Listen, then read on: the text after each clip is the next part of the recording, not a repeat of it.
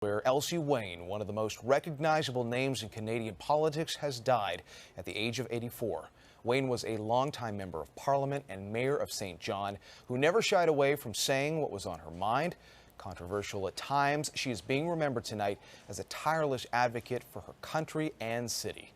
CTV's Atlantic Bureau Chief Todd Battis has more. When the city of St. John wouldn't help flood victims, Elsie Wayne got mad and got into politics. For the next 3 decades, she had her dukes up. The folksy Iron Lady of Atlantic Canada, a longtime mayor and unabashed booster. St. John, New Brunswick, then your letters. Ready to act foolish or act tough, whatever it took to improve the fortunes of her city. She understood St. Johners, and they got her. She was simply Elsie, and it was ballot box gold. Cher, Bono, Elvis, and there's Elsie.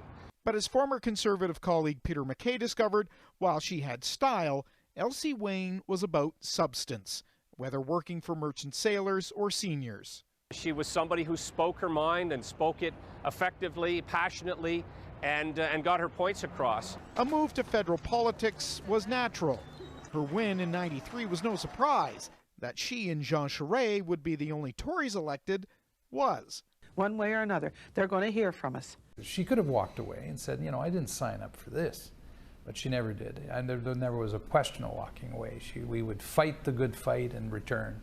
She could be controversial, sparking outrage for her remarks during a debate over same-sex marriage. Why are they in parades?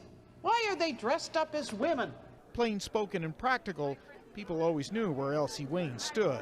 Strength of mind, presence as well, and was going to give every opportunity in order to ensure that people understood her point of view and her community's point of view. She retired in 2004, living out her days in what she called the greatest little city in the East.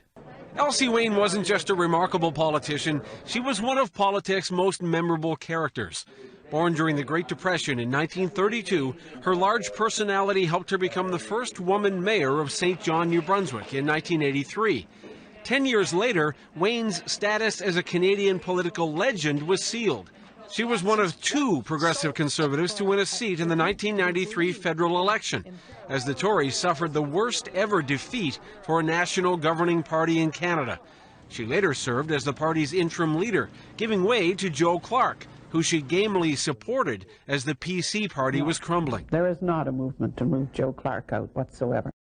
All the while, Wayne was a fierce defender of her home city. When a world map from National Geographic left out St. John, she was quick to pounce. I was in touch with the president. I called him myself personally, and I spoke with Mr. Fahey yesterday. Actually, we had quite a conversation, and he apologized. Sometimes her bluntness led to controversy, like when she stood in the House of Commons to express her views on homosexuality. Why are they in parades? Why are they dressed up as women on floats? You don't see us getting up on the floats, for heaven's sake, to say we're husband and wife. Married with 2 children, Wayne supported the merger of the PCs with the Canadian Alliance that created the current Conservative Party. In 2009, she suffered a stroke, leaving her partially paralyzed, limiting the activities of a woman who stood out from the pack by being herself. Ross Lord, Global News.